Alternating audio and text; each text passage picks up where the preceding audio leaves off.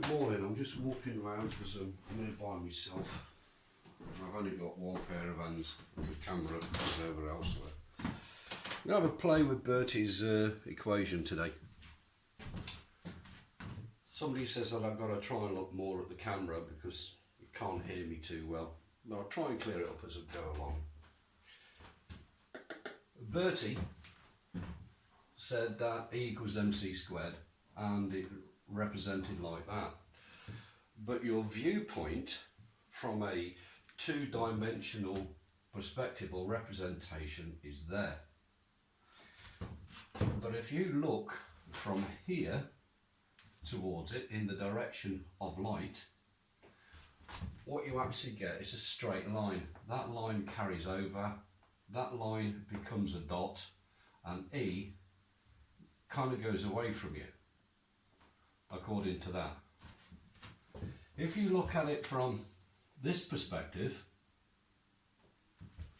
you get this. M is a dot, C is a straight line, and E goes away from you. If you look at it from the E perspective, then C becomes a dot on one side, that becomes C here, M is here, and E is 0. So if you base your value here as the centre point, that becomes 0, that becomes an infinity, and that becomes an infinity.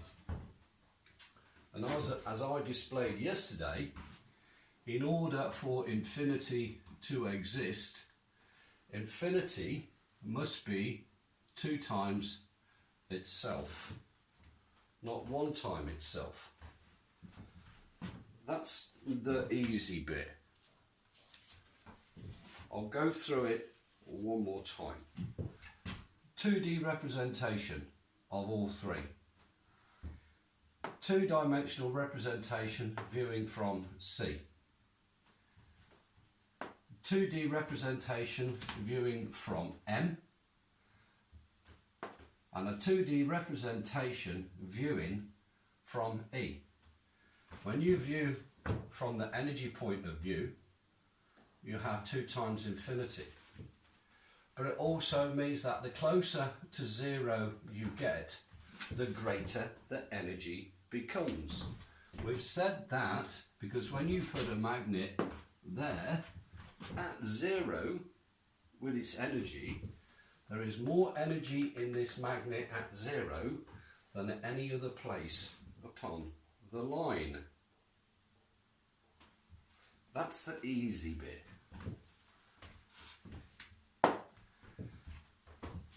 Let's just get rid of these parts and change what we see.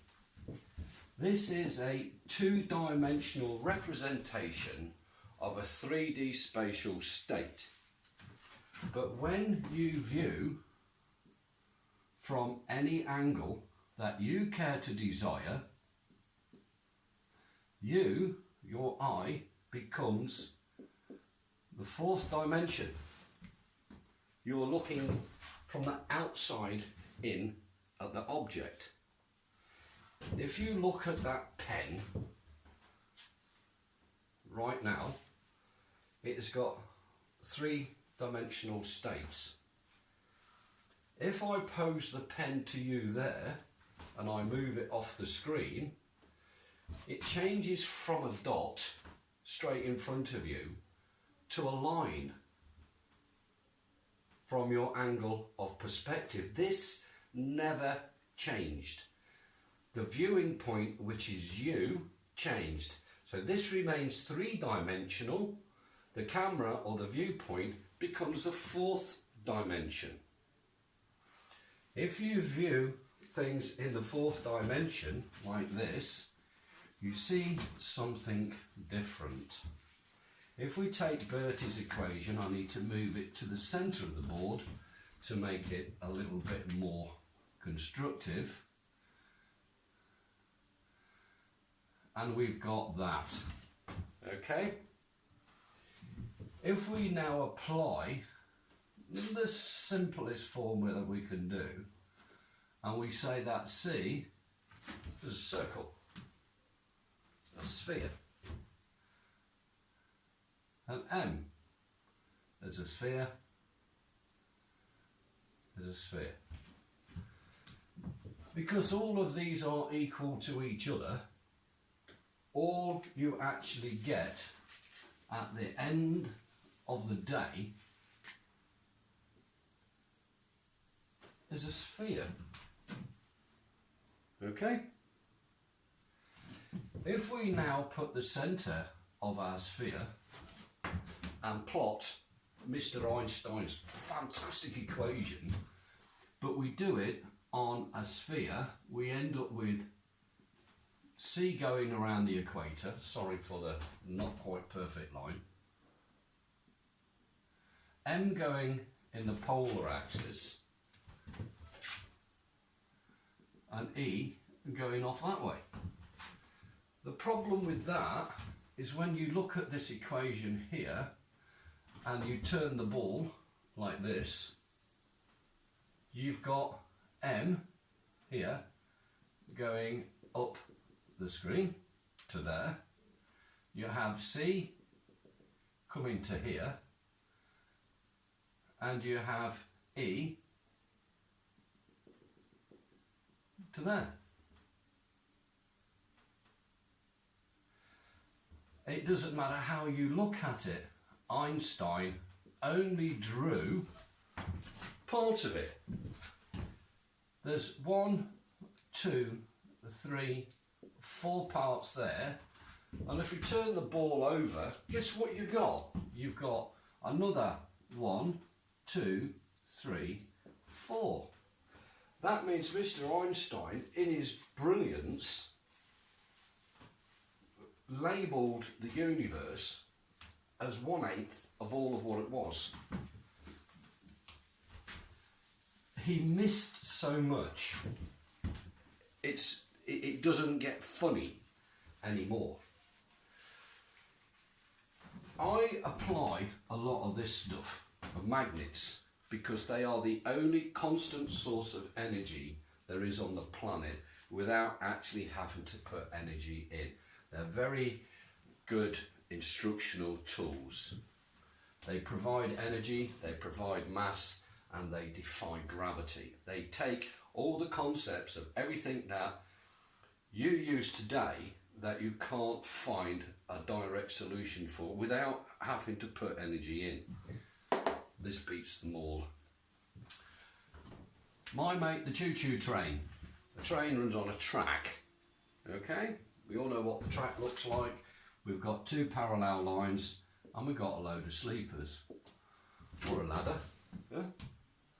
Not a problem, that's what it looks like. And the train sits on and goes on it and the wheels go around and all the rest of it. I don't need to explain any of that to you.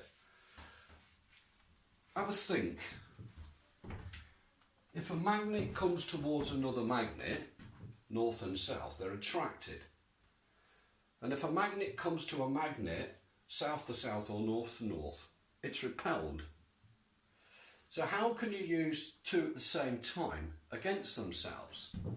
Well, what you need to do is apply Einstein's equation, by the way, which he stole when he was in the patent office. He was nothing more than a plagiarist. Nobody likes to admit that Albert Einstein was a plagiarist. Yes, he was clever to some extent. That's why he was working in the patent office, going through all the documents to make sure that the other dumb so-and-sos behind him, he would turn around and say, that's good, that's no good, that's good. But while he was there, he was reading all the work, he was taking a bit from this and a bit from that, and a bit from that, and he suddenly had a brainwave. When he glued it all together from all these different people, he says, I've got something good, E equals mc squared. He stole it, he didn't come up with it. Okay, let's get this very, very clear. Albert Einstein was a pirating, plagiarist, thief. Simple. Watch this. If you take a magnet We'll call this a bar magnet, you know, a nice long magnet like that. Something like that, but much longer, like the width of a train track. That means there's half of it is north and half of it is south, isn't it? Good. As long as you know that one. By the way, this was all shown on my video to the Royal Navy 37 years ago. If we now take our train track, we'll put the track in a minute, and we'll put our bar magnet like that. And we'll say that this is the south and this is the north. What we'll do is under the train, I'll need something to represent my train. Here's my train. It's going to go along the track. Okay? So underneath my train, I am going to put a row of 4 magnets. Like that. I'm going to make that one south north, that one south north, that one north south, and that one north south. You lot, in your ultimate wisdom of being very clever, a lot more clever than all the physicists and the teachers, because they refuse to acknowledge what you're about to see. If I now take my magnet and I bring it down, that south, the first south, will now pull towards the north. When it reaches here, we've now got a south plus a south pulling towards the magnet. When it gets to there, this magnet is now in the toroidal state, therefore it is a null. This is in pull, and number 3 is just started to go into pull. When you go to there, we've now got a north-north condition, which is a push. We've got this one entering the null and this one in a pull.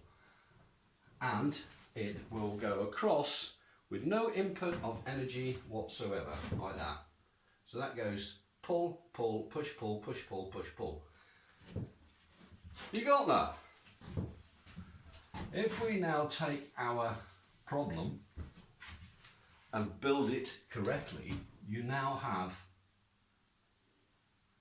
2 railway sleepers of an infinite length with 45-degree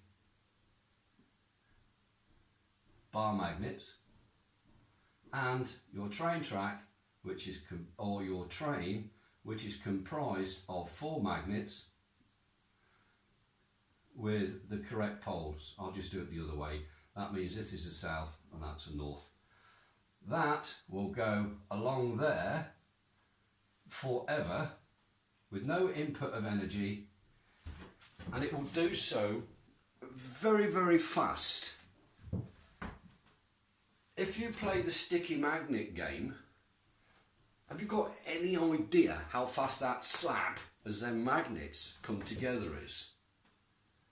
You're combining the complete inertia force of the whole of the goddamn universe into 2 magnets. This will go extremely fast. But how do you control the speed? By changing the orientation of this bar. The moment you make that bar equal to itself, it will go nowhere. That's all you need to change all the speed in the world. Now, if you try to now overlay that with an Einstein equation, we can go like that. We can say now that this becomes the mass of the object, which is m. We've got the constant, which is the parallel between the 2. And we've got the energy, which relies within the magnet. Can you tell me right now, where does the energy go in? There is no input of energy. The energy remains constant. The energy remains constant along all of this line, and it's always zero, because it doesn't matter where you apply this constant at any one time, you will always have a zero for the mass.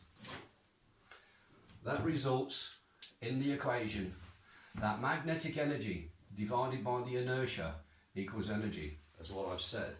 It also says that the closer to zero you get, the greater the energy is.